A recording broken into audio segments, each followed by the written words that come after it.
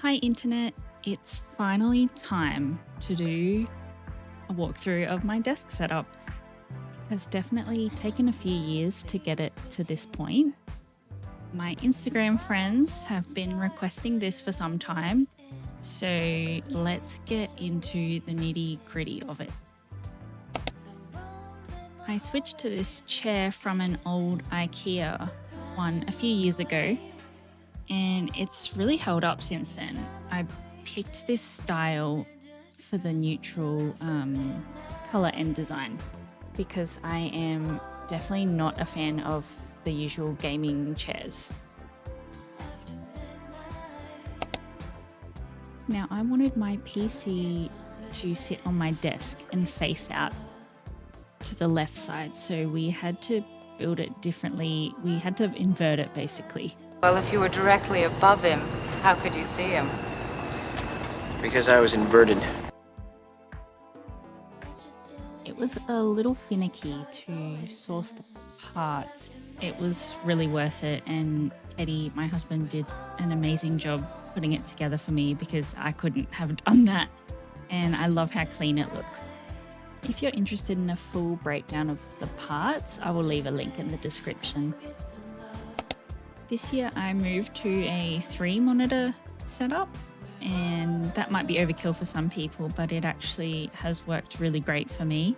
My main monitor is 27 inches. I then have this 21.5 inch or 22 inch monitor vertically, and I try to think of these as sort of filling the space and covering up the cables as well.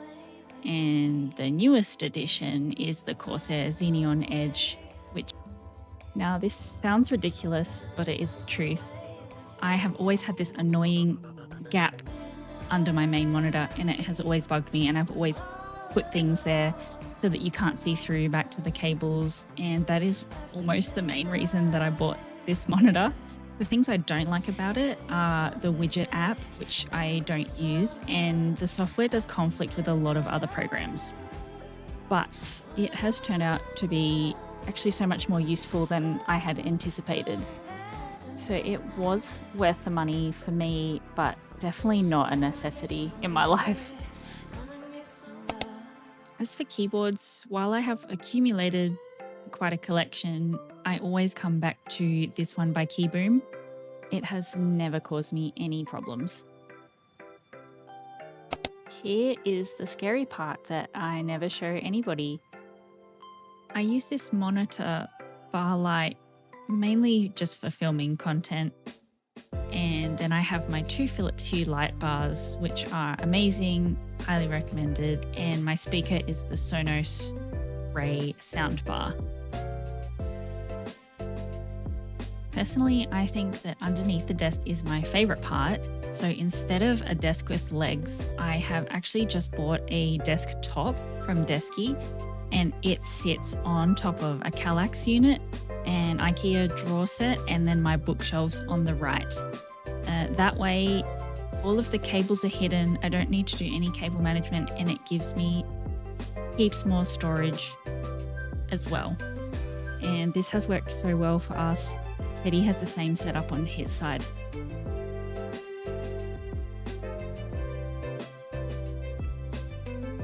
We also have Philips Hue light strips that go all around our desks.